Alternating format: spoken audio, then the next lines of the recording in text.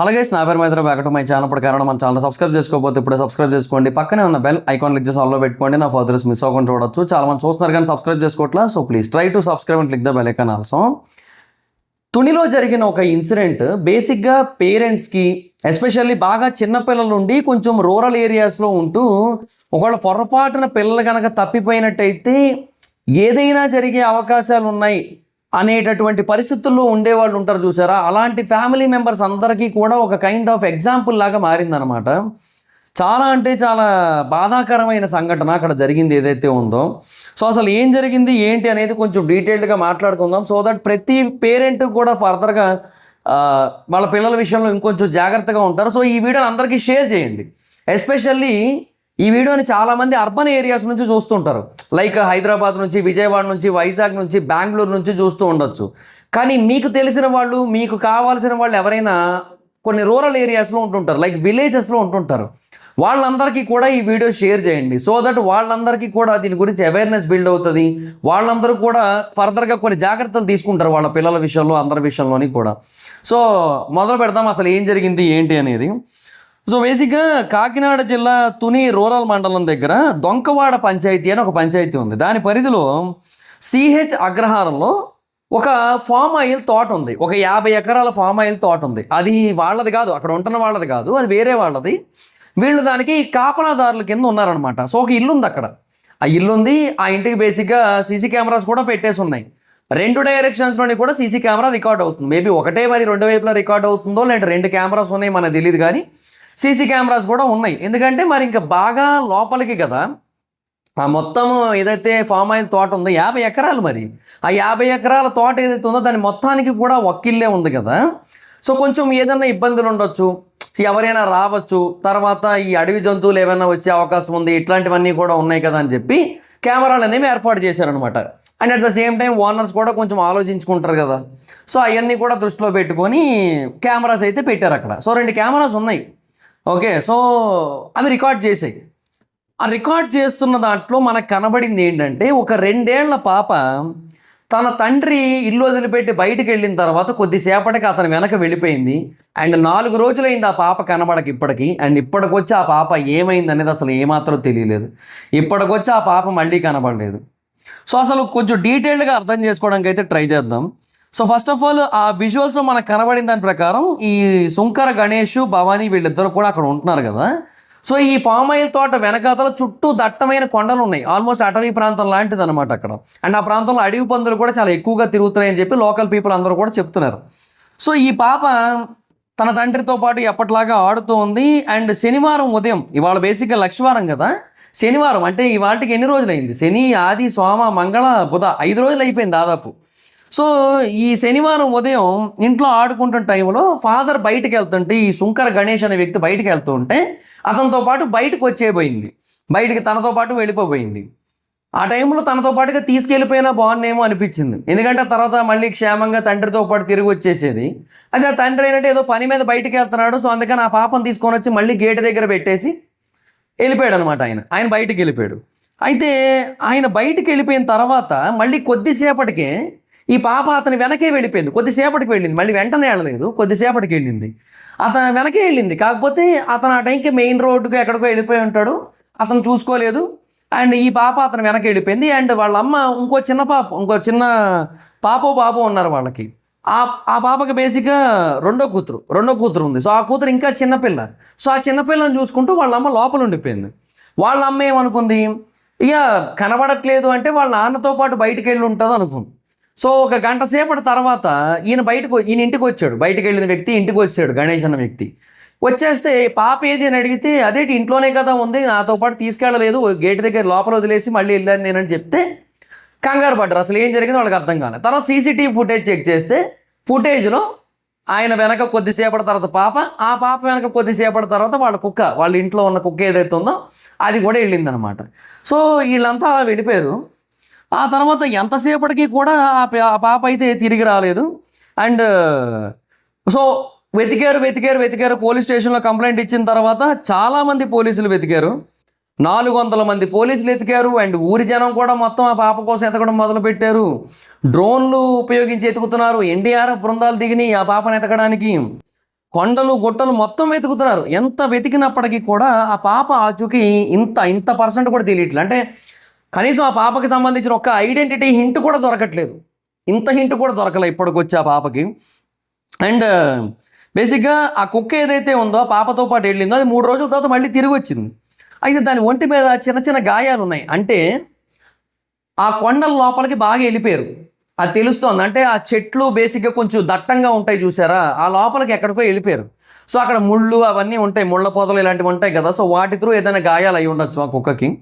అయితే వచ్చిన తర్వాత పాప తల్లి ఒక చున్నీని నోటితో లాగుతూ కొంచెం గాయపరిచినట్టు చేసి మళ్ళీ కొండల వైపు పరుగు తీసిందంట. అంటే చెప్పడానికి ప్రయత్నిస్తోంది ఏదో అక్కడ ఉంది ఆ పాప అని చెప్పి.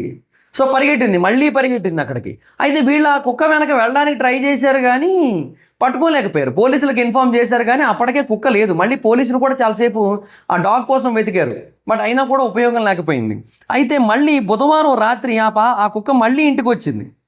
బుధవారం రాత్రి ఆ కుక్క మళ్ళీ ఇంటికి రావడంతో ఈసారి ఏం చేశారంటే దాన్ని కట్టేసి దాన్ని ఉపయోగించి పాపను పట్టుకోవాలని చూస్తున్నారు. ఇప్పుడు ప్రజెంట్ నేను ఈ వీడియో చేసే టైంకి ఈరోజు గురువారం నాడు పాప కోసం అక్కడ చాలా పెద్ద స్థాయిలో, ఇప్పుడు నేను సాయంత్రం 4 అలా వీడియో అయితే 4:30 దగ్గరలో చేస్తున్నాను. 8:30 దాటాక 8:45 దగ్గరలో అప్లోడ్ చేస్తాను, ఎందుకంటే ఆల్రెడీ కొంచెం షెడ్యూల్డ్ వీడియోస్ అవి ఉన్నాయి కాబట్టి.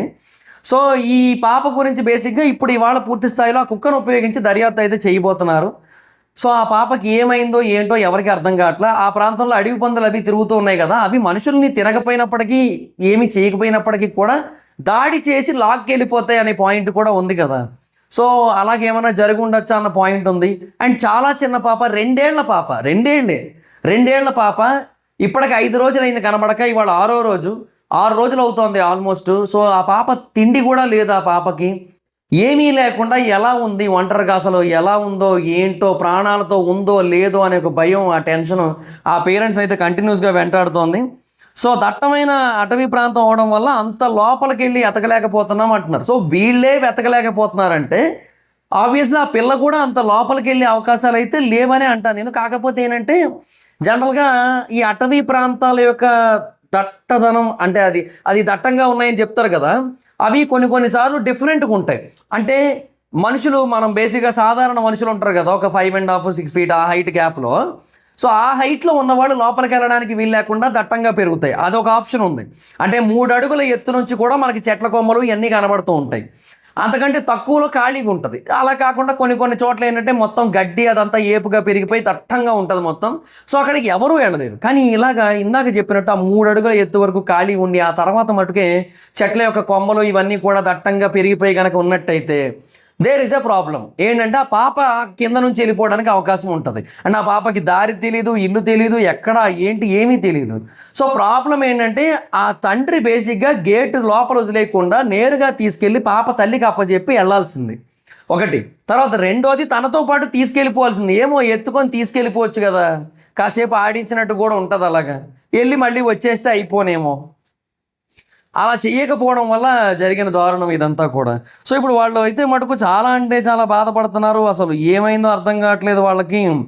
సో చాలా రోజులు అయిపోయింది, తప్పిపోయింది కూడా అటవీ ప్రాంతంలో, మళ్ళీ అసలు అదే అడవి పందులు తిరిగే ప్రాంతంలో. సో జ్ఞానేశ్వరి అలియాస్ జాను అనమాట. సో ఆ పాప పేరు. సో అసలు ఏడవని మూమెంట్ అంటూ లేదు పాపం. వాళ్ళని చూస్తుంటే చాలా జాలేస్తోంది, బాధేస్తోంది, కానీ ఏం చేయలేని పరిస్థితి. సో బేసిక్గా ఎస్పెషల్లీ ఇలాంటి రూరల్ ఏరియాస్లో ఉన్నవాడు చాలా జాగ్రత్తగా ఉండాలి. కొన్నిసార్లు ఏమవుద్దంటే ఇక్కడిక్కడే ఉంటారు కదా అనుకుంటాం, కానీ తెలియకుండా ఒక చిన్న రూట్ దారి తప్పితే వాళ్ళు అలాగ నడుచుకుంటూ కనుక వెళ్ళిపోతున్నట్టయితే అది ఎట్టేటో దారి తీస్తుంది. చెప్తున్నా కదా, అలాగ అడవిలోకి అలా వెళ్ళిపోతారు, ఏమవుతుందో తెలియదు. 6 రోజులైంది. ఆ పిల్ల పరిస్థితి ఏంటో. ఒక మనిషి తిండి లేకుండా మహా అయితే ఒక 11 రోజులు బ్రతకగలడు వయసులో, పెద్దోళ్ళు అయితే కొంచెం, ఎందుకంటే ఆల్రెడీ కొంచెం ఆ ఫ్యాట్ రిజర్వ్స్ అవన్నీ ఉంటాయి కాబట్టి బాడీలో. బట్ చిన్న పాప ఎన్నాళ్ళు తిండి లేకుండా ఉండగలుగుతుంది? ఏం తింటుంది? తెలుసా ఏమైనా? 2 ఏళ్ల వయసులో ఏమైనా తెలుస్తుందా? ఇవి తినచ్చు, ఇవి తినకూడదు, ఇవి తినాలి, తింటే కడుపు నిండుతుంది, నీళ్లు తాగాలి, ఇవేం తెలుస్తుందా? ఏడుపు తప్ప ఏమైనా వస్తుందా పాపకి? ఏం చెప్తాం? ఇంకా చాలా అంటే చాలా బాధగా ఉంది అసలు ఆ పాపకి ఇట్లా జరగడం. 400 మంది పోలీసులు ఎదుగుతున్నారు, డ్రోన్లు, డాగ్ స్క్వాడ్స్, ఆ ఊరి పీపుల్ అందరూ వెతుకుతున్నారు, అయినా కూడా దొరకట్లేదు. అంతలా వెతికినా దొరకపోవడానికి అసలు ఏమైంది అనేది ఒక మిస్టరీ అయిపోయింది. ఇప్పుడు బేసిక్గా చాలా పెద్ద మిస్టరీ అయిపోయింది. అంత వెతికినా కూడా దొరకకపోవడం ఏంటి అని. అది సమస్య. ఏమో మరి ఇంకేమో దేవుడే డిసైడ్ చేయాలి ఆ పాప ఎక్కడ ఉందో ఏంటో. సో వీళ్ళు ఆ పాప సేఫ్గా ఇంటికి వస్తే బాగున్నాను ఉంది నాకైతే మాత్రం. సో చూడాలి మరి ఇంకా ఏమవుతుందో. అండ్ ఆ కుక్క ఏదో చేసిందేమో అనుకున్నారు ఇనీషియల్గా, చాలామంది అదే అనుకున్నారు. అంటే కుక్క వెనక్కి వెళ్ళింది కదా, అండ్ ఆ కుక్క ఒంటి మీద కూడా గాయాలు ఉన్నాయి కదా, కుక్క ఏమైనా చేసిందేమో అనుకున్నారు.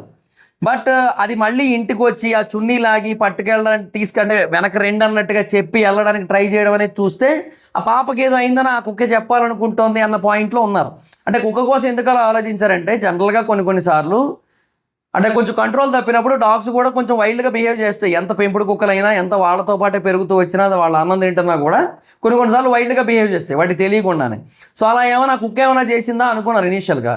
కానీ ఆ తర్వాత తిరిగి వచ్చిన విధానం, మళ్ళీ వచ్చిన విధానం, ఇవన్నీ చూస్తే డెఫినెట్గా ఆ కుక్కకి ఇల్లు బాగానే ఐడియా ఉంది, తన వాళ్ళు అనే ఐడియా ఉంది, అది బాగానే ఆ పాపని దొరికించడానికే చూస్తోందని అయితే అర్థమవుతోంది. బట్ అన్ఫార్చునేట్లీ ఇప్పటికైతే దొరకలేదు ఈ వీడియో నేను చేసే టైంకి అయితే. బట్ ఇన్ కేస్ రేపు ఒకవేళ పాప కనుక దొరికినట్టయితే డెఫినెట్గా ఆ పాప గురించి వీడియో అయితే చేయడానికి ట్రై చేస్తాను నేను. ఇన్ కేస్ పాప దొరికినట్టయితే దొరకాలని మనస్ఫూర్తిగా కోరుకుందాం మనం అందరం కూడా. అండ్ పేరెంట్స్ మళ్ళీ చెప్తున్నా, చాలా జాగ్రత్తగా ఉండండి తల్లిదండ్రులు అందరూ కూడా. మీ పిల్లల్ని కన్నారు కదా, కనేటప్పుడు ఎంత ప్రేమ అయితే ఉంటుందో, పెంచేటప్పుడు ఎంత ప్రేమ అయితే ఉంటుందో, వాళ్ళకి పూర్తి స్పృహ వచ్చే వరకు కనీసం ఒక 7-8 ఏళ్ళు వచ్చేంత వరకు ఇల్లు దాటి ఎక్కువ దూరం వెళ్ళకూడదు అనే ఏమంటారు ఆ సెన్స్ వచ్చేంత వరకు వాళ్ళని చాలా జాగ్రత్తగా చూసుకోవాలి, మీతోనే ఉంచుకోవాలి ఎప్పుడు కూడా. ఈ సిటీల్లో అనుకోండి అపార్ట్మెంట్ల కల్చర్ కాబట్టి మోస్ట్లీ ఎవరిళ్లలో వాళ్ళు ఉంటారో, అసలు ఎక్కడ కూడా బయటికి వెళ్ళే ప్రాబ్లం లేదు. బట్ పల్లెటూరులో ఏంటంటే ఇండివిజువల్ ఇల్లులు ఉంటాయి. అవి ఏమైనా గుడిసెలు అవనివ్వండి, పాకలు అవనివ్వండి, ఇల్లులు అవనివ్వండి, ఏమైనా ఇండివిజువల్గా ఉంటాయి మోస్ట్లీ. ఇలాగా దూరంగా కూడా ఉంటాయి ఎన్నో ఏరియాస్. ఇప్పుడు నేను అరకు వెళ్తున్నప్పుడు కూడా చాలా విలేజెస్ చూస్తాను. మహా అయితే 4-5 ఇల్లులు ఉంటాయి అంతే. అవి కూడా ఏవో పెంకుటిల్లు లాంటివి, ఇలాంటి పాకలు లాంటివి ఉంటాయి అంతే మధ్యలో అక్కడక్కడ. సో వాళ్ళకి ఏంటంటే ఒకవేళ వాళ్ళ పిల్లలు ఎప్పుడైనా పొరపాటున బయటికి తప్పిపోతే చాలా ఇబ్బంది అవుతుంది, దొరకడం అంత ఈజీ కాదు. సో ఇలాంటి సమస్యలు ఉంటాయి కాబట్టి రూరల్ ఏరియాస్లో ఉండే వాళ్ళందరూ చాలా జాగ్రత్తగా ఉండాలి. ఎస్పెషల్లీ అర్బన్ ఏముంది, అర్బన్ అయితే ఈజీ, ట్రాకింగ్ ఈజీ, సీసీ కెమెరాలు ఉంటాయి ప్రతి చోట. ఒకవేళ బయటికి వెళ్ళినా ఇలాగా అటవీ ప్రాంతంలోకి వెళ్ళరు, జనారణ్యంలోకి వెళ్తారు, మృగారణ్యంలోకి వెళ్ళరు. సో అందువల్ల ఏంటో పట్టుకోవడానికి అవకాశాలు ఉంటాయి. ఇలాంటి చోట్ల పాసిబిలిటీస్ తక్కువ ఉంటాయి. అవన్నీ ఆలోచించుకొని చాలా జాగ్రత్తగా చూసుకోండి పిల్లల్ని. మళ్ళీ కూడా చెప్తున్నా, ఆ పాప దొరకాలని అయితే మనస్ఫూర్తిగా కోరుకుంటున్నాను నేను. దొరకాలని వేడుకుందాం దేవుడిని, అంతే, అంతకుమించి ఇంకేమీ లేదు. So that's guys, this the video కనుక మీకు నచ్చినట్టయితే లైక్ చేసి వీడియోని షేర్ చేయండి. అంటే లైక్ కాదు, అది నాకు అలవాటు అయిపోయి చెప్తున్నాను, షేర్ చేయండి అందరికీ, అది ఇంపార్టెంట్. ఎందుకంటే అందరికీ తెలియాలి. సబ్స్క్రైబ్ చేసుకోవడం మర్చిపోతే ఇలాంటి మరిన్ని వీడియోస్ మిస్ అవ్వకుండా చూడొచ్చు. అండ్ ఎప్పటికప్పుడు ఇలాంటి ఇన్ఫర్మేషనల్ వీడియోస్, ఇలాంటి అప్డేట్స్, ఇలాంటి రియల్ ఇన్సిడెంట్స్ ఇవన్నీ మీకు కవర్ చేస్తూ మీ ముందు పెడుతుంటాను. సో సబ్స్క్రైబ్ చేసి ఉంచుకోండి, బెల్ ఐకాన్ క్లిక్ చేసి ఆల్లో పెట్టుకోండి. నా ఇన్స్టాగ్రామ్ ఐడి జబర్దస్త్ మైదర్ ఎక్కడ వచ్చి ఫాలో అవచ్చు. Thank you, bye meet next video, bye. ఏదైనా ఒక టాపిక్ గురించి నేను వీడియో చేయమని అడగాలనుకుంటే ఇన్స్టాలో ఫాలో అయ్యి నాకు మెసేజ్ చేయండి, నేను దాని గురించి వీడియో చేయడానికి ట్రై చేస్తాను. బేసిక్గా ఇందాక సాయంత్రం ఒక వీడియో పెట్టాను, దాని గురించి కూడా నాకు మన ఫాలోవర్ ఒకరు అడిగితేనే నేను వీడియో చేశాను. సో అలాగే ఇది కూడా నాకు ఒకరికి చెప్పారు సడన్గా, చూస్తే నాకు మ్యాటర్ తెలిసింది, వెంటనే వీడియో చేస్తున్నా. సో పూర్తిగా స్టడీ చేసి. సో అలాగే మళ్ళీ మీరు కూడా ఏదైనా ఒక టాపిక్ గురించి వీడియో చేయమని అడగాలనుకుంటే నాకు అడగండి, నేను దాని గురించి వీడియో చేయడానికి ట్రై చేస్తాను. Thank you, bye meet next video, bye.